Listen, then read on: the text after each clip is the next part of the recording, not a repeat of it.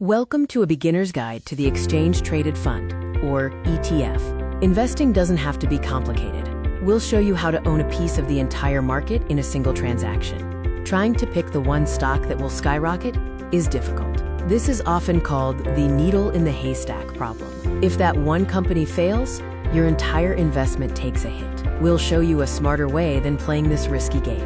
Instead of buying individual stocks, you can buy the whole basket in one go. An ETF is like a basket of securities. This offers instant diversification and simplicity, as one purchase gives you exposure to a large collection of stocks. The ET in ETF stands for Exchange Traded. Unlike mutual funds, where the price is calculated only once a day, ETFs trade on an exchange, just like a stock.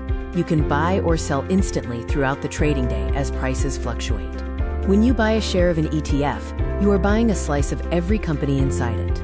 For example, the Vanguard Consumer Staples ETF holds shares of roughly 105 real companies. If one company has a bad day, the others can help balance it out. This is diversification. ETFs come in two main types. Passive ETFs follow a specific map or index, like the S&P 500, requiring no expensive experts, so the cost is low. Active ETFs use portfolio managers trying to beat the market, and you pay higher costs for their expertise. The price of admission is low due to the expense ratio, which is the annual fee to operate the fund. For a passive ETF, this fee can be as low as $1 per year for every $1,000 you invest. This is typically much lower than mutual fund management fees. Stock and index ETFs are the essentials. SPY tracks the S&P 500. QQQ tracks the tech giants of the NASDAQ 100.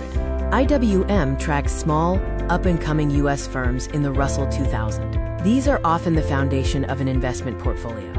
You can also explore exotic ETFs, such as those for commodities like gold and oil, or crypto. These funds track the price of resources or digital assets, and the fund handles the storage or complexity for you. Bond ETFs act as shock absorbers in your portfolio. They invest in government or corporate debt and provide stability and income when the stock market gets volatile. Unlike single bonds, bond ETFs generally trade continuously without a maturity date. When deciding how to invest, consider your options. ETFs offer low fees, trade all day, and are highly tax efficient. Individual stocks also have low fees and trade all day, but carry a high concentration risk. Mutual funds have higher fees and trade only at the end of the day.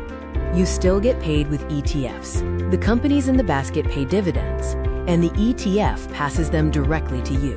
Furthermore, ETFs are tax efficient, triggering fewer capital gains taxes while you hold them compared to mutual funds. You generally pay taxes only when you sell. You don't need a Wall Street phone line to buy your first basket.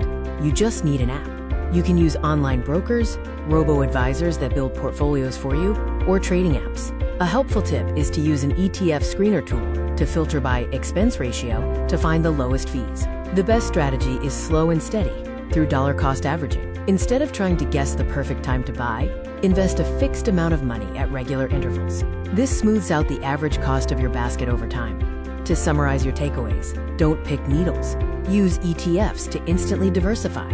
Watch the fees and look for passive ETFs with low expense ratios. Finally, start simple with a broad market ETF. An exchange-traded fund is an affordable way to build wealth.